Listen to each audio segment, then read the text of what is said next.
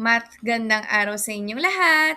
Sa mga nakaraang video, nalaman natin ang iba't ibang regular polygon na maaring mag-tessellate ng perpekto dahil ang kabuuan ng mga anggulong nagtatagpo sa bawat vertex ay 360 degrees. Ito ay ang equilateral triangle, square, at regular hexagon. Ngayon naman, gagawa tayo ng tessellation gamit ang iba't ibang hugis kasama ng triangles, squares, at rectangles.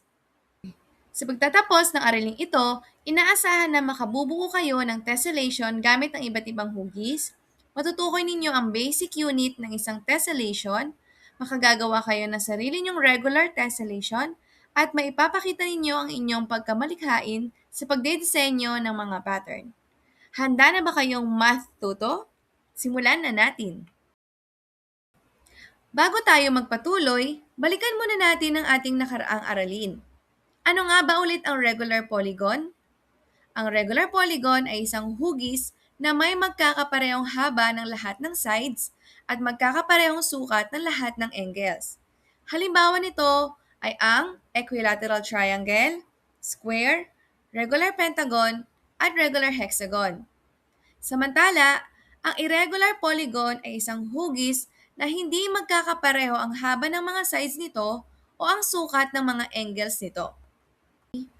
Balikan din natin ang kahulugan ng tessellation. Ang tessellation ay isang paulit-ulit na pattern ng mga hugis na magkakadugtong ng maayos nang walang puwang o nagsasapawan. Ano naman ang ibig sabihin ng regular tessellation? Ang regular tessellation ay kapag iisang uri lamang ng regular polygon ang paulit-ulit na ginagamit sa buong pattern ng walang puwang o nagsasapawan. Ang hugis na ito ang basic unit sa regular tessellation. Gagamitin natin ang equilateral triangle at rectangle. Mapapansin ninyo na kapag paulit-ulit nating inayos ang equilateral triangle, natatakpan nito ang buong surface ng walang puwang o nagsasapawan. Mapapansin din na ang kabuuan ng mga anggulong nagtatagpo sa bawat vertex ay 360 degrees. Dahil ang equilateral triangle ay isang regular polygon, masasabi nating ito ay isang regular tessellation.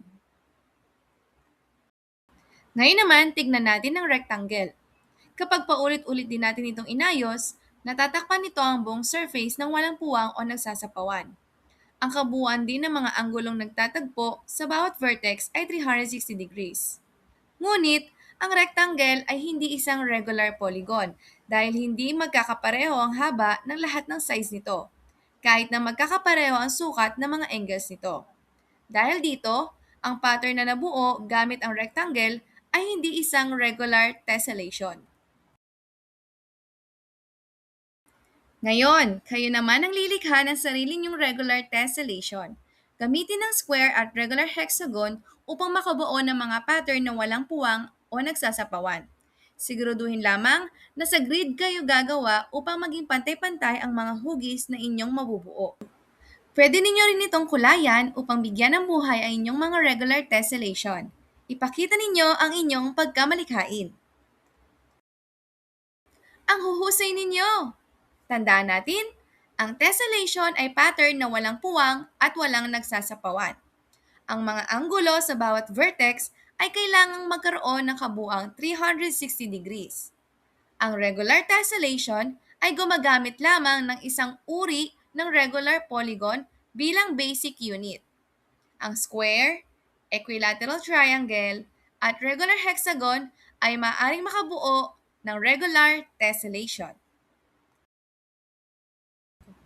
Para malaman natin kung kayo ay natuto, sagutin natin ang tanong na ito.